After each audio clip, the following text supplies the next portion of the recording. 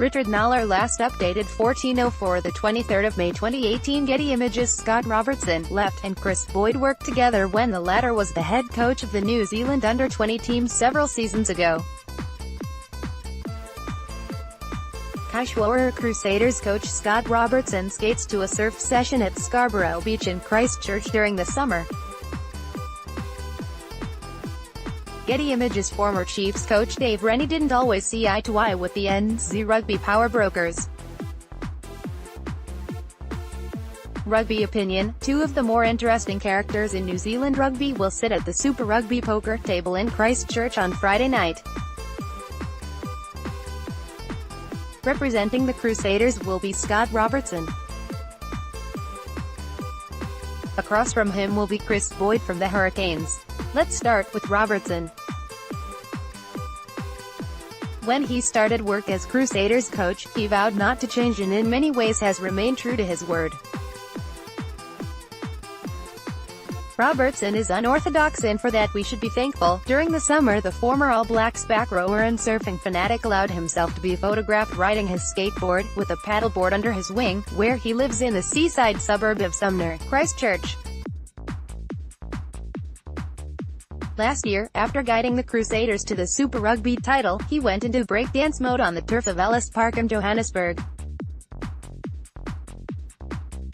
More, 28 Black Ferns contracts awarded, Taufuit can shake up the abs, Cully, origin attitude Cooper's problem, Sopoaga, artificial rugby pitches, ouch, McNichol, Perry injures hamstring at camp, and, on a more serious note, he has also opened up about how he deals with dyslexia. No doubt this is good for his public image, but rugby has also benefited immensely from such positive vibes. Robertson has proved successful coaches can also be colorful and quirky. Boyd comes from a different background. A trained pharmacist, he is the only current Super Rugby head coach in New Zealand who hadn't played in the competition. Maybe that is a good thing. It means he hasn't been filtered through a system that, from early adulthood, doesn't actively encourage anyone to offer a dissenting voice. Many rugby players are decent people. But some, when they get a microphone waggled anywhere near their faces, offer the bare minimum in terms of sound bites. It's excruciating for all involved. Add feedback, and that's a shame because it gives self-appointed snobs in the wider community reason to say rugby attracts dim-witted oafs. Which is simply untrue. Not that Boyd tumbles into the trap of being too afraid to stick up for himself. At the end of the season, he will surrender his laptop to the Hurricanes administrators, sweep out the office and transfer his intellectual property to English Premiership club Northampton. That isn't good for New Zealand rugby.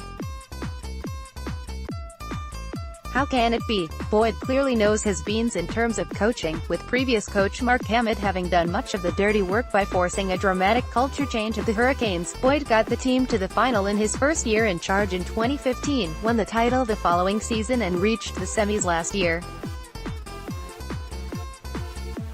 Along with Robertson, he's the only bloke currently in a hands-on role with a Kiwi team to have won a Super Rugby title.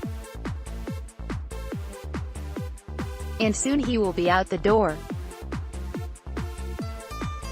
There's another reason to lament the imminent departure of Boyd, although you get the feeling the top administrators at NZ Rugby won't be weeping into their neckties. Boyd, possibly leaning towards the nothing-to-lose approach, hasn't been afraid to question NZ Rugby's methods in terms of telling how the Super Rugby teams to go about their business. Yes, we are talking about the All Blacks camps and foundation days, which have been inserted into the program this year. His decision to make a stand should be applauded, although you can bet NZ Rugby were in no mood to deliver a standing ovation. Despite protests to the contrary from the National Union, the communication process was not flash. The first the Super Rugby clubs knew about this was when an email was fired out, advising them to expect a visit from Don Trigger, who was then NZ Rugby's high-performance manager. From there, the grand plan was revealed. In essence, Boyd, knowing he has little to lose, is firing the bullets for the coaches from the other 4 clubs who will be aware they must play it safe if they want to continue to have a future with NZ Rugby. For the record, the Crusaders and Hurricanes will suffer in equal measure from the directive that the All Blacks had to attend a camp from Sunday to Tuesday, meaning they will only have one decent training run prior to the cracker that awaits us at AAMI Stadium on Friday night. In rugby circles, it was also no secret that former Chiefs coach Dave Rennie wasn't afraid to speak his mind, and the heavy hitters at NZ Rugby weren't terribly sorry when he joined Scottish club Glasgow Warriors last year. There is a real danger the celebrification of NZ Rugby will result in a lack of scrutiny, and as a consequence, undermine Super Rugby coaches and what they are trying to achieve. Rugby in this country needs people like Boyd, Rennie and Robertson. It needs characters and men who are not afraid to stand up for the little bloke. There is a risk the game in this country will be poor without them. Stuff.